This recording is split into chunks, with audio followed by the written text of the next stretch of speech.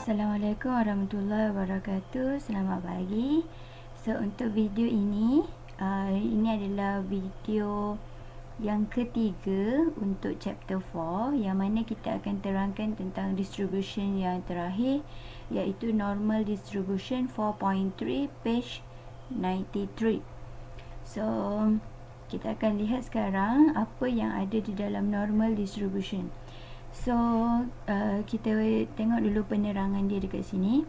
In this section you will learn how to recognize normal, which is bell-shaped distribution, and how to use their properties in real life application, especially when dealing with continuous data: height, weight, cholesterol level, blood pressure, shoe size, reaction time, and lung capacity.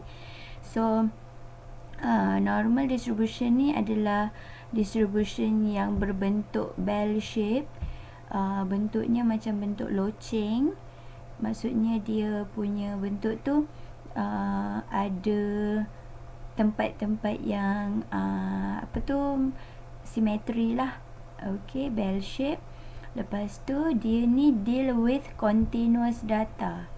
Okay, so bila kita dapat je persoalan tentang normal distribution, dia adalah tentang data-data yang continuous, yang ada decimal places seperti ketinggian, berat, cholesterol level, blood pressure dan sebagainya lah.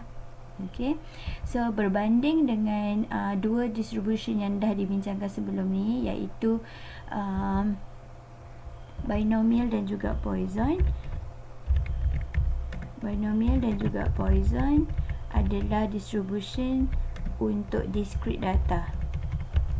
Okay, so untuk hari ni kita akan tengok distribution yang dihaskan kepada continuous data. Okay, so seterusnya, a normal distribution is a continuous probability distribution for random variable x. Diulang lagi sekali, normal distribution adalah continuous probability distribution. Okay, so dia punya cara penulisan dia, kalau kita lihat dekat sini, dia tulis x approximate n merujuk kepada normal. Lepas tu dia ada dalam bracket, yang depan ni mu, yang belakang ni sigma square. Okay, so dia punya keadaan dia adalah dekat depannya adalah mean, di belakangnya sigma square adalah variance. Okay, so cara penulisan ini juga berbeza dengan cara penulisan binomial dan juga normal, yang mana kalau binomial kita tuliskan dia adalah sebagai x binomial dalam bracket n, p. Okay, dan kalau Poisson, x distribute approximate PO dalam bracket mu. Okay, so perbezaan ni antara poin-poin yang boleh dituliskan di dalam kotak perbezaan lah antara ketiga-tiga distribution. Okay, in case manalah tahu ada keluar periksa ke, so ni antara bezanya lah. Lepas tu dia kata with probability density function fx equal to 1 over sigma square root 2 pi exponent negative 1 over 2 x minus mu over sigma in a bracket power 2. So apa yang dituliskan di sini adalah formula macam mana kita nak cari dia punya probability untuk continuous tu lah. Okay, yang mana kalau kita nak cari probability nanti, macam chapter 3, kita akan ada menggunakan integration. Okay, alright.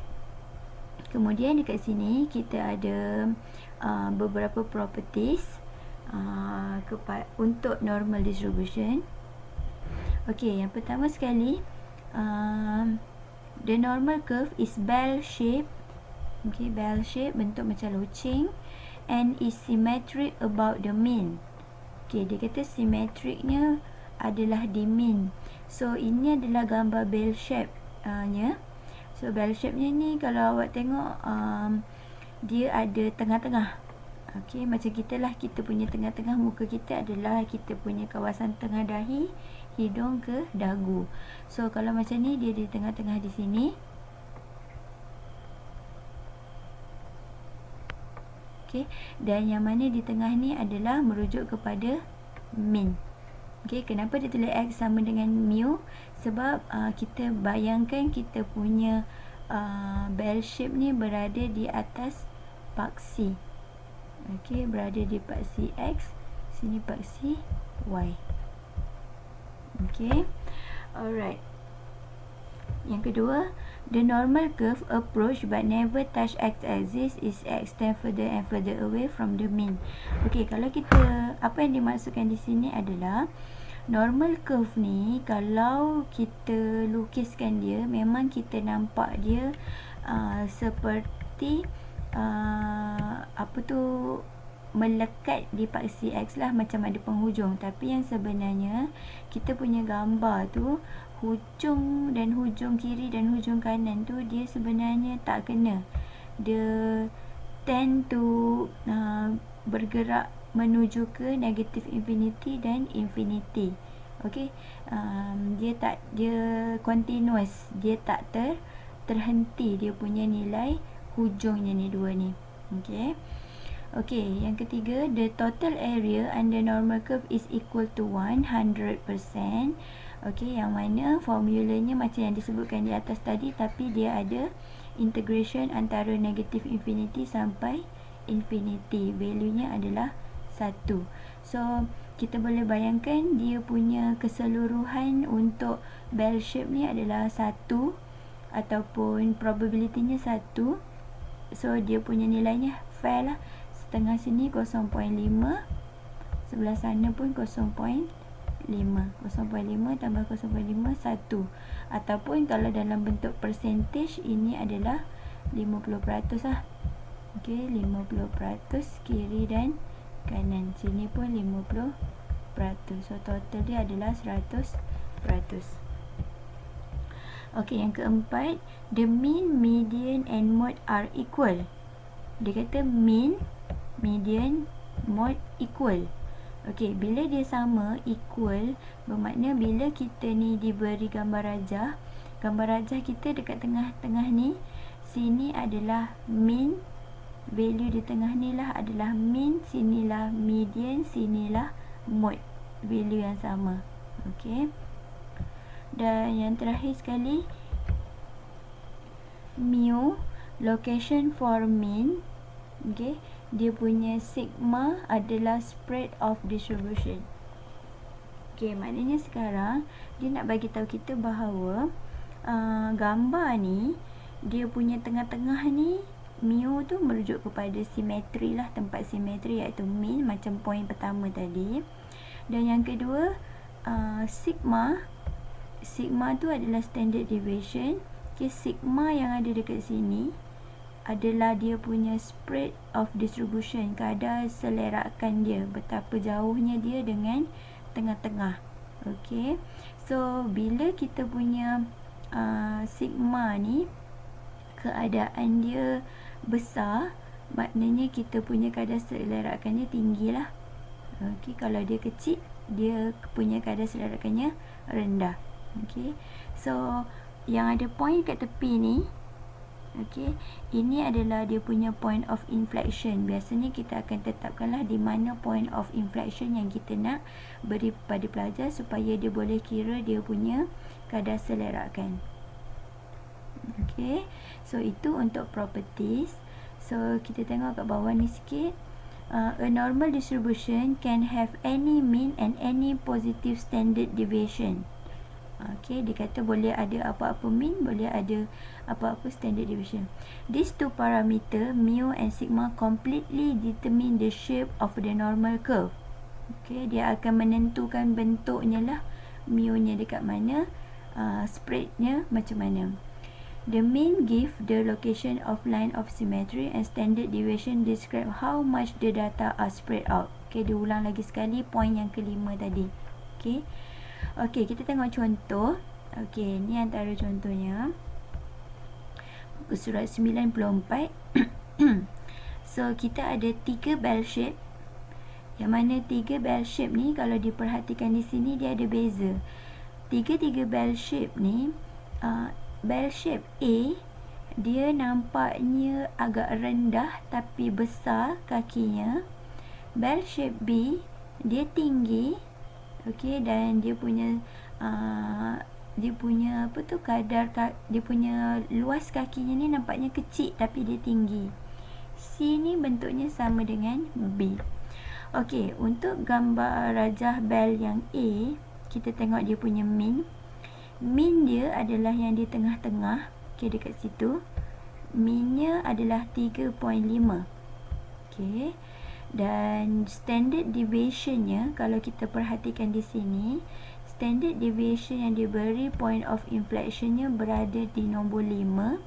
So, bila kita nak cari dia punya standard deviation, 5 dekat sini, kita akan cari jarak dia sehingga mean dekat situ. Okay. So, bermakna sekarang standard deviationnya adalah 5 ditolakkan dengan 3.5. Okay, so kita dapat standard deviationnya 1.5. Right? Okay, seterusnya gambar B.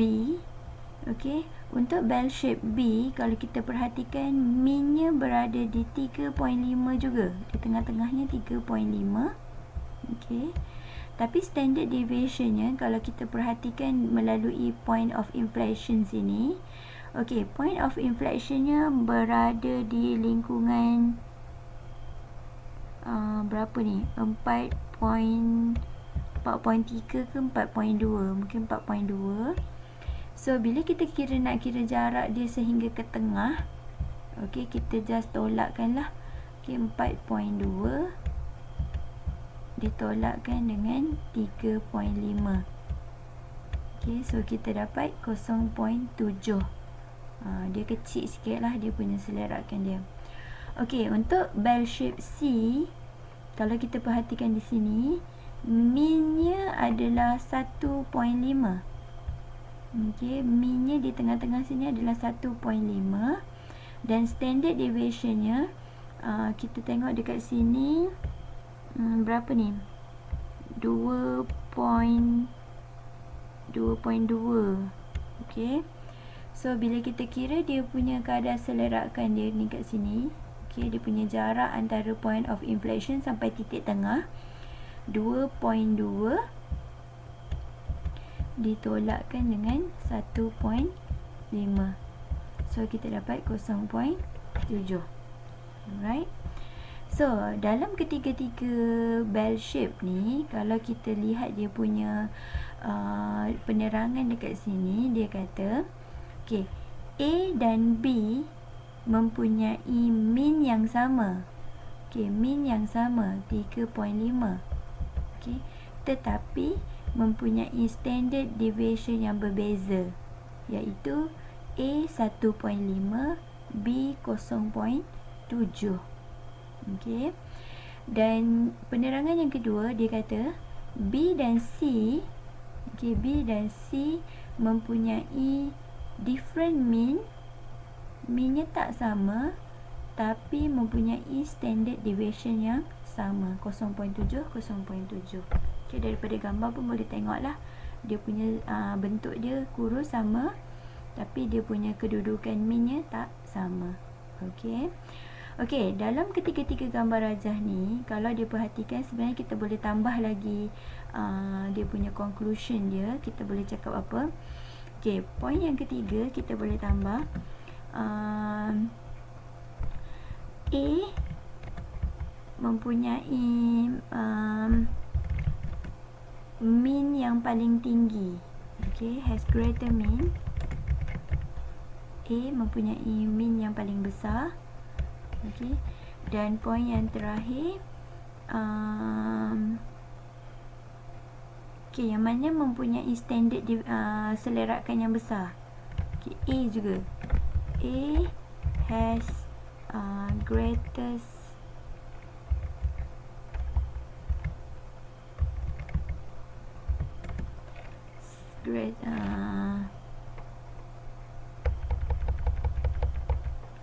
kita katakan dia spread paling besar lah. Okay, A spread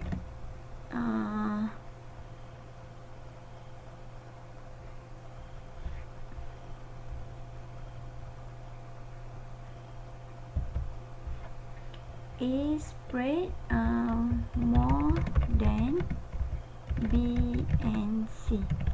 Okay, maknanya sekarang ni A mempunyai mean yang paling besar, dan yang keempat salah je, A spread more than B dan C. A ni dia punya selerak lebih besar lah, lebih tinggi 1.5 kan, yang dua lagi 0.7 sahaja. Okay, alright, kita tengok example S. Okay, kita ada gambar rajah dekat sini juga. Dalam satu paksi ni ada dua bell shape A dan B. Lepas tu ada soalan, which normal curve has a greater mean? Okay, dan kedua, which normal curve has a greater standard deviation? So kalau perhatikan di sini, dia tak ditanya nilai, dia tak tanya nilai, just dia tanya yang mana paling besar, yang mana yang standard deviation yang besar, yang mana mean yang besar. So kalau kita lihat dekat sini, antara A dan B, yang mana mempunyai mean yang paling besar adalah A. Sebab apa? A ni dia punya mean-nya berada di value 15 berbanding B. B punya value mean adalah 12 sahaja. Okay, so kita ada kat sini lah, ni jawapan dia. Symmetry of curve A occurs 15, B occurs 12. So A has a greater mean. Okay, kalau untuk normal curve pula, normal curve greater standard deviation, kita just tengok yang mana yang kakinya lebih besar lah. Yang lebih besar tu menunjukkan mesti nilai value tolaknya tu akan dapat lebih besar. So number 2, dia punya curve B more spread out than curve A. Okay, so B has a greater standard deviation. Tengok dia punya size ni sahajalah ni. Okay, dan kalau awak try letakkan point of inflection mana-mana pun, kalau awak kira pun, awak tetap akan dapat B lagi besar. Dia punya kakinya tu lagi terbuka di bawahnya. Okay, example T. Kita ada 3 bell A, B, C di dalam satu paksi. Lepas tu dia tanya, which normal curve has a greater mean? Okay, yang mana ada greater mean? Okay, semestinya B lah. Okay, sebab apa? Kita tengok mean B dalam 60. Okay, while A and C, dia punya mean dia 45. Okay, tu reason je lah. Kalau tak tulis pun tak apa, awak boleh tulis B has a greater mean sajalah. Okay, okay, untuk yang kedua, yang mana mempunyai greatest standard deviation antara A, B dan juga C, yang mana mempunyai, yang mana yang spread lebih tinggi, yang paling banyak spread adalah C. Okay, kalau awak tengok pun boleh nampak ni, dia punya shape bawah dia ni, kakinya ni lebih terbuka. So bermakna C adalah C mempunyai greatest standard deviation. Okay,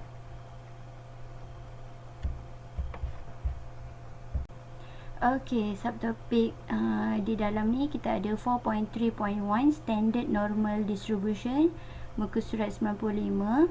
Okay, so sub ini sangat penting. Okay, kita apa yang kita ada kat dalam ni adalah kita nak mention pada pelajar bahawa normal distribution yang dah diterangkan di atas tadi, okay, akan distandardkan kepada standard normal distribution. Yang mana kenapa dia berlaku adalah kita punya jawapannya adalah di sentence yang pertama di sini. Since every different combination of mu and sigma would generate a different normal distribution, table of normal probabilities are based on one particular distribution, standard normal distribution. Okay, kat sini apa yang dimaksudkan di sini adalah, kalau kita lihat di atas tadi, bila kita ni diberi bell shape yang terlalu banyak, contohnya untuk kes ni min-nya 3.5, untuk kes seterusnya min-nya 1.5, kes seterusnya min-nya berubah-ubah. Okay, so bila min-nya berubah-ubah, bermakna dia punya spread dia pun samalah berubah-ubah. So bila dia punya berubah-ubah tu, dia akan memberikan different normal distribution, yang mana normal distributionnya, biasanya kan kita ada table kan, untuk binomial ada table dia, Poisson ada table dia. Tapi bila dia punya combination of mean dan variance tu terlalu banyak, dia akan menyebabkan normal punya table itu pun terlalu banyak. Okay, disebabkan itu orang-orang matematik yang bijak-bijak pandai dulu ni, dia orang decide supaya untuk mengelakkan table yang terlalu banyak berbeza-beza mean dan juga sigma tu, dia orang telah menstandardkan normal distribution kepada satu table sahaja. Okey, dia orang dah standardkan kepada satu table. So apa-apa sahaja kes, mu-nya berapa, sigma-nya berapa, semuanya refer kepada satu table sahaja. So macam mana kita nak tukar daripada normal distribution kepada standard normal distribution? Okey, ada formulanya di bawah, sekejap lagi saya ajar. Tapi apabila normal distribution yang diberi pada kita telah distandardkan, okey, dah distandardkan, dia akan mengubah kita punya nilai mu dan nilai sigma. Okey, bermakna sekarang nilainya akan berubah menjadi, mu-nya akan menjadi 0, sigma-nya akan menjadi 1. So dalam apa maknanya dekat situ? Bila kita diberi apa-apa sahaja kes dengan apa-apa sahaja nilai mu dan apa-apa nilai sigma, bila kita dah ubah kepada standard normal, okey, kita akan jadi mu-nya semua orang akan jadi 0, sigma-nya akan jadi 1. Tak kisah apa-apa sahaja kes, semuanya akan distandardkan. Okey.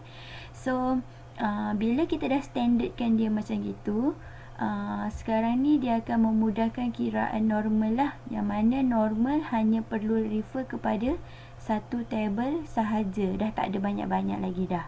Alright, so bila random variable tu telah distandardkan, okay, telah distandardkan, kita akan ubah dia punya cara penulisan juga. Okay, kalau normal distribution tadi, kalau normal biasa, okay, kalau normal biasa kita akan tuliskan dia sebagai X normal N, dalam ni ada mu, lepas tu kita ada variance.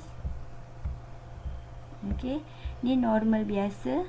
Tapi kalau dah jadi standard, dia akan jadi yang macam ini. Okay, dia akan jadi Z, N masih lagi normal. Okay, min-nya adalah 0, variance-nya adalah 1. Variance 1, standard deviation pun 1. Okay. Okay, kita lihat gambar yang di bawah ni. Ini dia punya gambarnya pula dalam bentuk gambar. So, bell yang pertama ni, ini adalah bell untuk normal. Okay, ni adalah untuk normal. Bell yang normal. So, bellnya keadaannya macam yang dah disebutkan tadi. Kalau dia bell yang dia normal, distribution tengah-tengah ni adalah mean. Dia punya lepas tu daripada inflection sampai tengah adalah dia punya spread, iaitu dia punya sigma. So cara penulisannya pun X N mu sigma square, dan yang dekat sebelah kanan ni pula ini adalah bell yang standard. Okey, bell yang standard normal. Okey, telah di standardkan. Okey, bila dia dah standardkan, tengok dia jadi apa? Okey, masih berbentuk bell tapi tengah-tengahnya dah jadi 0. Okey, minnya dah jadi 0. Kalau tadi minnya ada nilai X nya berapa, tapi sekarang minnya dah jadi 0 dan dia punya spread dia jadi 1. Tak payah kira berapa, kalau dia dah jadi standard, spreadnya adalah 1. Dan cara penulisannya adalah Z approximate normal 0 1. Okey, so ini juga adalah antara perbezaan-perbezaan antara kesemua distribution lah. Alright, so macam mana kita nak kira apabila normal distribution telah dikonvertkan kepada standard normal? So kita ada formula dia dekat sini. Okay, bila kita nak cari dia punya nilai Z tu, okay, kita akan gunakan formula yang diberi di sini. Okay, Z sama dengan X minus mu, okay, dibahagikan dengan sigma. Okay, Z ni bermakna distribution kita yang terbaru. X adalah kita punya kita punya nilai yang kita nak cari. Okey, nilai yang kita nak cari ditolakkan dengan mean dan dibahagikan dengan standard deviation. Okey, nilai yang nak cari ditolakkan dengan mean dibahagikan dengan standard deviation. Okey, kita tengok example U. Kita belajar daripada contoh. Okey, dia kata dekat sini, transform X score to Z score. Okey, jangan takut, ayat ni sebenarnya senang je. Dia nak transform X score ni sebenarnya daripada normal. Okey, dia suruh convertkan kepada standard. Okey, Z score adalah standard normal. Sorry, okey. Tak cantik saya buat semula. Okey, bermakna sekarang nak transform daripada normal, okey, convert to standard normal. Okey, dia nak transform dari, so dia sebutlah X score kepada Z score. Okey. Okey, dia punya soalannya, the test score for civil service exam are normally distributed with a mean of 152 and standard deviation 7. Okay, find the standard Z score for the person with the score of. Okay, so markah untuk peperiksaan kat sini secara normalnya adalah student yang jawabnya dapat purata markah 152 dan standard deviationnya 7. Cari standard Z score untuk person yang skor nilai-nilai di bawah. Okey, maknanya sekarang kita nak ubahlah daripada normal, nak cari dia punya standard dia berapa. Okey, kita ada 152 ni adalah kita punya mu, standard deviationnya adalah 7, sigmanya adalah 7. Okey, so sekarang soalan yang pertama, 161 ini adalah X score, nak ubah kepada Z score, kita akan jadikan apa? Okey, 161 ni yang nak ubah, ditolakkan dengan min 152, keseluruhannya dibahagikan dengan 7. Tolakkan dulu, kemudian dibahagikan dengan 7. So kita dapat standardnya adalah 1.29. Okey. Alright, untuk B, okey, untuk B dia punya Z nya adalah, okey, Z sama dengan 148 ditolakkan dengan 152, okey, dibahagikan dengan 7. Okey, so kita dapat 148 tolak 152 bahagi 7. Kita dapat negatif 0.57. Okey. Alright, boleh tak negatif? Boleh. Ini bukan probability, belum sampai tahap cari probability lagi, jadinya boleh. Lagipun kalau kita lukiskan kita punya bell shape, okey, kita punya bell shape kat sini. Tadi kan kita dah mention bila dah jadi standard, tengah-tengah ni adalah 0. Bermakna kita mesti ada lokasi yang negatif. Okey, contohnya sekarang soalan B ni berlaku di sini. Okey, kat sini ada negatif 0.57. Okey, tak ada masalah lah maknanya. Okey, untuk soalan A tu berada di depan sini. 1.29. Okey, untuk soalan yang C, kita dapat Z kita 152. So, kalau kita kira dia punya Z score, Z sama dengan 152 tolak, minnya pun sama, 152 dibahagikan dengan 7. So, kita dapat kosong. Okey. So, boleh tak kosong? Boleh, tak ada masalah. So, dia berlaku di tengah-tengah sinilah. Okey, berlaku di kosong. Tak ada masalah selagi nilainya nilainya tak kisah berapa. Sebab bell shape ni dianya continuous. Dia berada di dalam part C tu, tengah-tengah boleh, ke kiri boleh, ke kanan pun boleh. Okey, ingat formulanya skor, okey, yang diberi, yang kita nak tukar tu, convert tu, diminuskan dengan min, dibahagikan dengan sigma. Okey, seterusnya.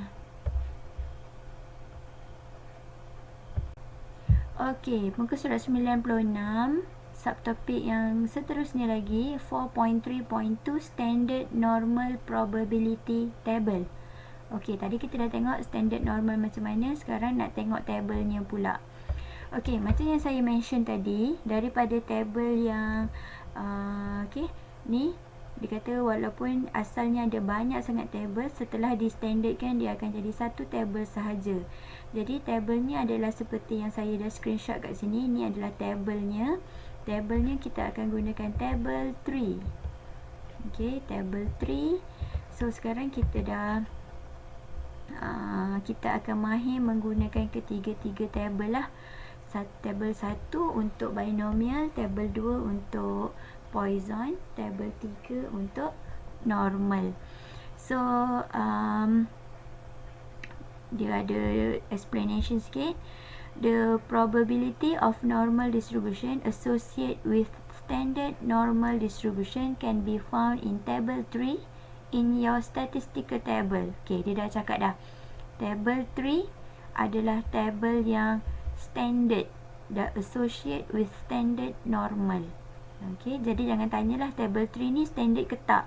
Table 3 adalah standard normal. Okay, so the table read as probability greater than Z equal to X minus mu bahagi sigma. Okay, macam yang anda mention tadi lah. Dia ni penerangannya, kiraan dia adalah tentang standard yang telah diformulakan. Ni formulanya. Okay, dalam table 3 ni, kalau kita perhatikan, dia juga ada penerangan sedikit di belah atas ini. Okey, yang mana belah atas ni dia ada mention pasal formula. Okey, ini formula yang sama dengan formula diterangkan di atas tadi, iaitu formula untuk normal yang menggunakan Kamiran integration. Okey, kemudian dia dah mention, dia juga ada mention yang mana table ini akan consider value yang greater than. Okey, yang greater than. Tapi kalau kita ambil maklum, normal distribution dia adalah distribution yang digunakan untuk continuous. Okey, untuk continuous bermakna apa-apa sahaja nilai, contohnya nilai yang diberi pada kita macam CPA. Okey, Kalau CPA ni dia punya nilainya mesti ada decimal places lah, 3.56 contohnya. Okay, so bila kita ada dekat sini 3.56 contohnya, bila kita nak cari dalam table, kita akan cari yang greater than lah. Okay, greater than 3.56. Tapi jangan pula bila kita kata dia punya greater than, awak upkan dia punya nilai satu nilai ke atas. Tak payah. Sebab apa? Untuk continuous ni kita sendiri tak boleh nak confirm kan, kenaikan nilai satu nilai ke atas tu berdasarkan desimal yang pertama atau desimal yang kedua. Jadinya untuk normal distribution, kita akan consider persoalan-persoalan yang diberi pada kita sama ada simbol yang greater. Okey, greater akan gunakan terus nilai, ataupun greater dan equal pun akan terus gunakan nilai. Okey, jangan sesekali di contohnya soalan tanya probability Z greater than 3.56. Okey, awak kata tak ada simbol sama dengan, jadi awak convertkan jadi 3.57. Lepas tu ada pula student lain cakap convertnya jadi 3.66. Okey, tak ada satu decision sama ada kenaikannya berdasarkan desimal yang pertama. Jadinya kita akan terus ambil 3.56 sahaja. Untuk kedua-dua simbol ni kita approve gunakan normal distribution. Okey, jangan sesekali naikkan nilai, ubah nilainya. Nanti awak akan dapat nilai yang berbeza. Okey, dalam table ni ingat dia gunakan dua simbol, greater dan equal. Terus tengok table. Okey, dalam table ni kalau diperhatikan, dia ada bagi satu kolom dan satu row yang paling utama di paling kiri dan paling atas. Okey, kedua-dua ni dia ni akan menggambarkan keadaan Z awak. Okey, kalau bila awak dah kira, contohnya macam kira test yang di atas tadi. Okey, kira yang pasal test tadi mana? Okey, yang ni. Okey, katalah awak dapat nilai 1.29. Z awak 1.29. Soalannya tanya cari probability Z besar daripada 1.29. Okey, 1.29 ni dia akan menunjukkan awak kena refer kepada, mula-mula awak kena refer bahagian yang sebelah sini dulu. Okey, tepi ni untuk kiraan mencari desimal yang pertama. Okey, so mula-mula awak cari dulu 1.2 dekat tepi sini. 1.2 ada dekat mana? Okey, ada dekat bawah sekali. Okey, sebenarnya table ni panjang lagi saya screenshot ni pendek je. Lepas tu baki 9 kat sini. Okey, baki 9 sebenarnya adalah 0.09. Okey, jadi tepi ni untuk tengok decimal places yang pertama, yang atas ni untuk tengok decimal places yang kedua. 0.009 ada dekat sini.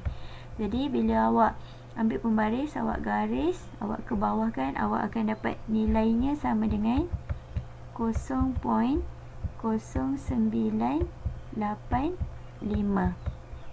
Ni jawapan dia. Okey. Okey. Ingat yang tepi ni untuk tengok decimal places yang pertama, yang atas ni untuk tengok decimal places yang kedua.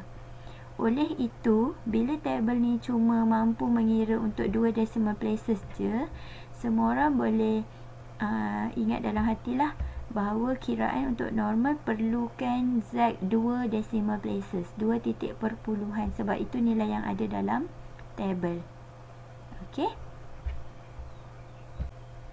Okey, kita praktis gunakan example V sekejap.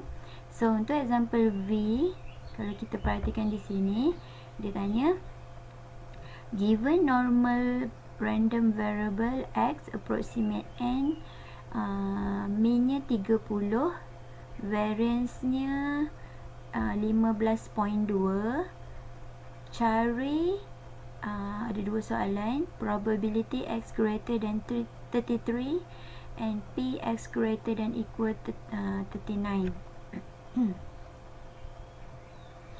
So kita lihat dekat sini dia punya solution dia. Okey, mula-mula sekali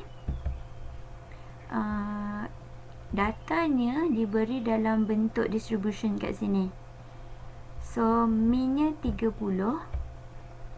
Okey.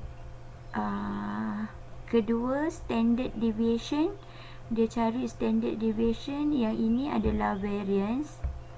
Okey. Jadi dia nak cari dia punya standard deviation, dia akan square rootkan variance. Variance tu di square rootkan 15.2 dapat 3.89. So ini adalah standard deviation. Okey. Okey, so sekarang bila kita tengok soalan, soalan bagi kita probability dalam X score. Okey. Jadi bila X score ni maksudnya dia normal, dia belum di standardkan. Jadi bila nak cari dia punya Z score, okey, kita akan ubah daripada dia punya soalannya, kena ubahlah sekali jalan. Okey, tengok kat bawah ni. So dia punya probability X greater than 33, ni X score, nak ubah kepada Z score. X ubah kepada Z,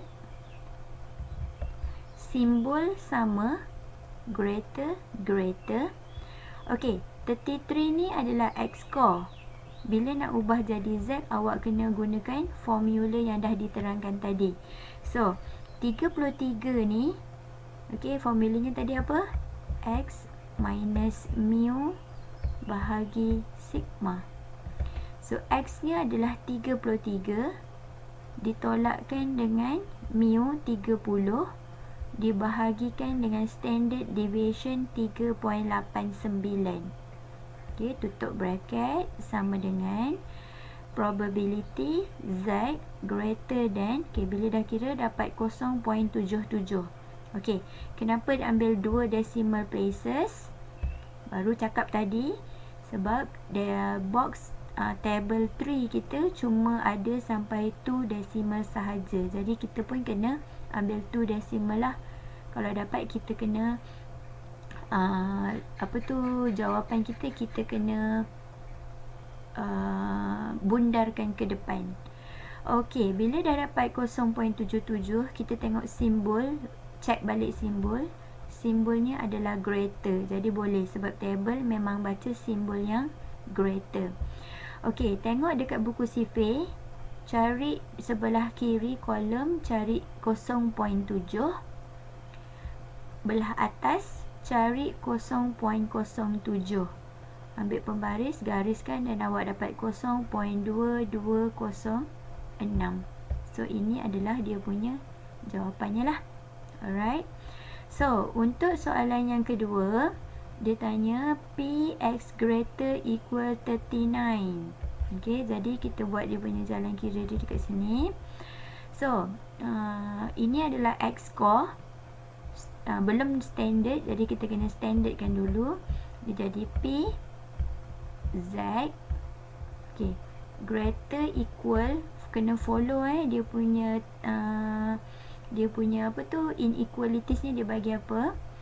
Lepas tu X 39, tolakkan dengan mu nya 30, dibahagikan dengan standard deviation 3.89.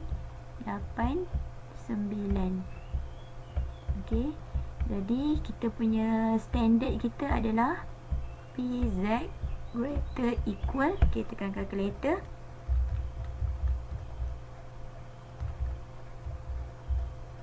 Okey, ambil 2 decimal places, 2.31. Okey, daripada situ dah dapat je kita punya nilai Z, dah boleh tengok table. So kita tengok table kita. Okey, ni table 3 kita. Kita cari di kolom tepi, kita cari 2.3. Okey, ni 2.3, bawah sekali ni 2.3. Kemudian di sebelah atas ni kita kena cari berapa nak lengkapkan dia, 0.01. Okey, yang kedua, kolom yang kedua. So jawapannya ada kat sini, 0.01. 1044. Okey, jawapannya 0.0104.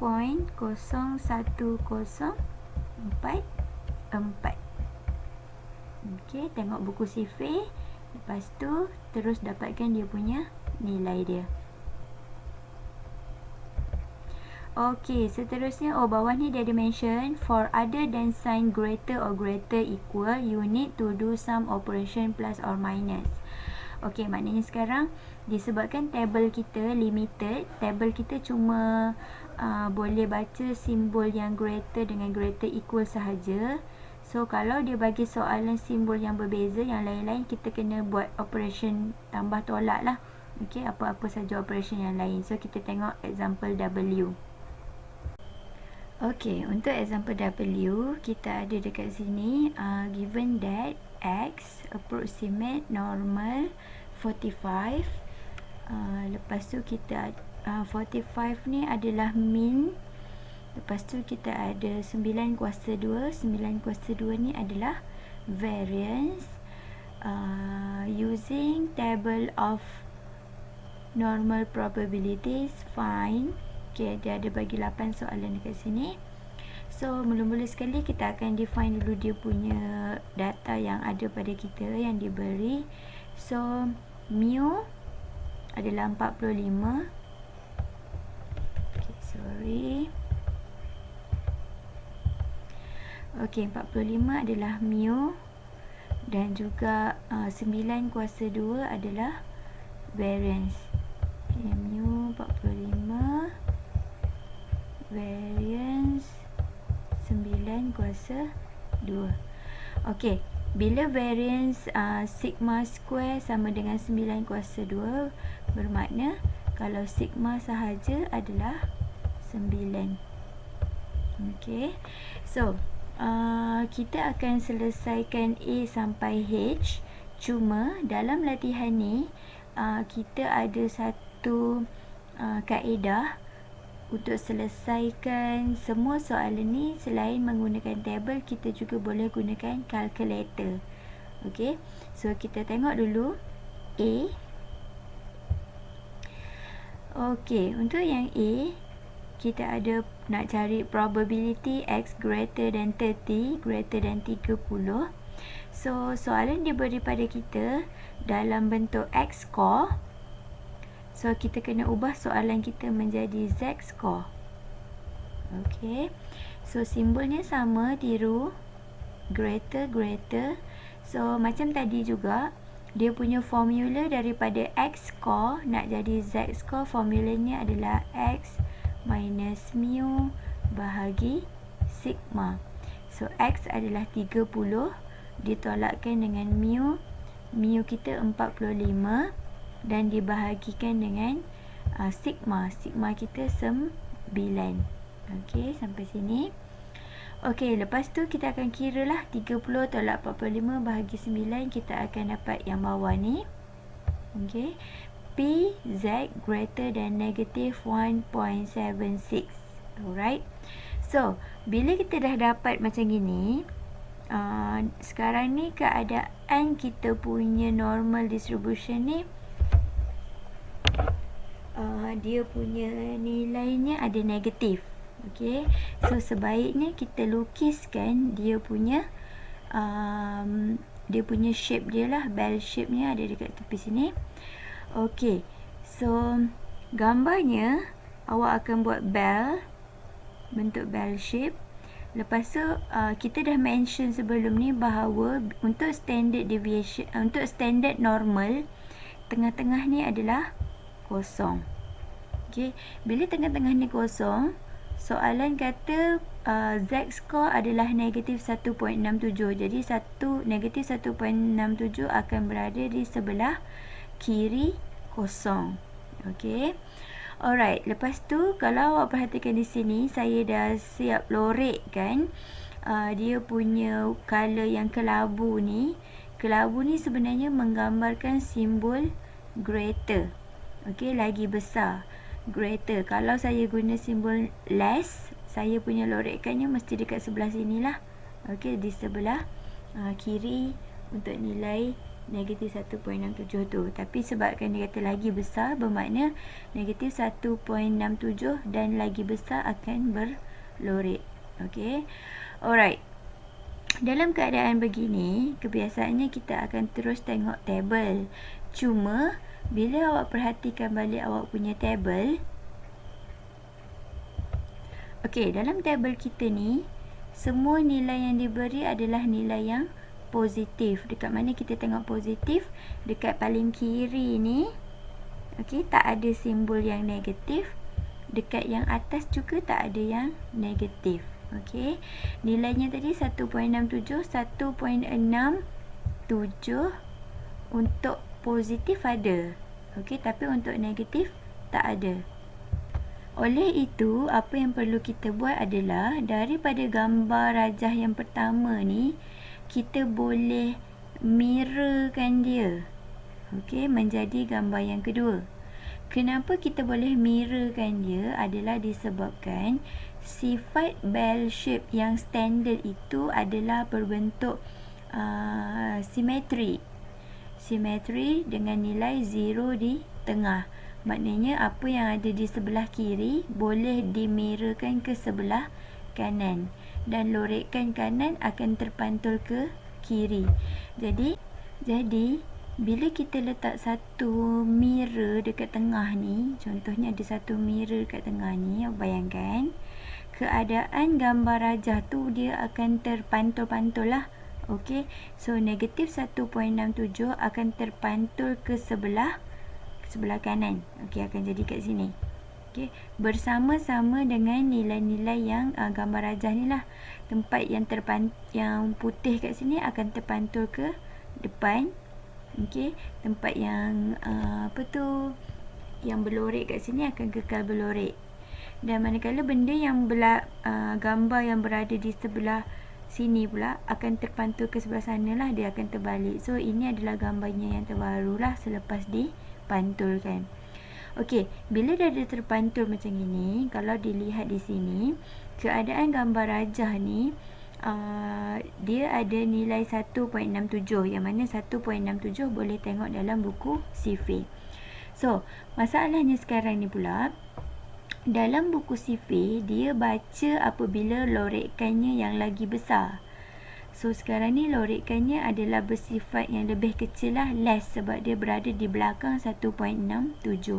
Jadi apa yang boleh kita buat adalah kita dah tahu dah keseluruhan probability untuk satu bell shape ni adalah 1 ataupun 100%. Jadi keseluruhan bell shape ni adalah 1.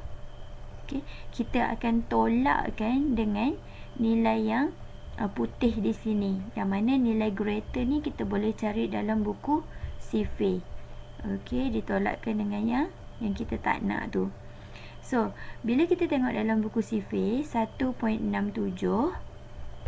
okey, 1.67 ada kat sini, 1.67 ada di sini. Jadi dia punya nilai untuk probability yang greater tu adalah 0.0475. Okey, jadi kita akan tolakkanlah 1 tolak 0.0475, kita akan dapat 0.9525. Bermakna nilai yang berlorek ni, yang di bahagian gambar rajah yang baru tu adalah yang belakang ni adalah 0.9525. Okey, tempat yang sikit tu, yang sikit kat sini ni nilainya adalah 0.0475. Okey, so total adalah 1 dan ini adalah jawapan akhirnya. Okey, untuk soalan B, dia nak PX less than 48. Okey, nak less than 48, kurang daripada 48. Jadi macam biasa, soalan beri kita dalam bentuk X score. So awak kena ubah menjadi Z score. Simbolnya tiru. Okey. Dan nilai 48 ni dia kena ubah. 48 ditolakkan dengan mu 45 dibahagikan dengan sigma. Okey, kita dapat 0.33.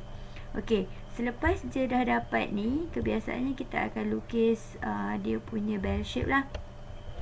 So bell shape nya 0.33, kalau tengah-tengah sini kosong, 0.33 berada di sebelah kanannya. Okay, so loretkan berada di belakang sebab simbol yang diberi adalah simbol less, kurang. Okay, so sekarang ni kalau kita tengok kita punya gambar rajah kita ni tak perlu di mirror kan. Kenapa? Sebab gambar rajahnya berada di kedudukan yang memang dah positif, ada dalam buku sifir. Cumanya dia punya keadaannya sifatnya macam yang kes yang tadi, dia punya nilai tu nak yang less, kurang, tapi buku sifir cuma baca yang greater sahaja. So kita akan buat keseluruhan 1 ditolakkan dengan yang greater.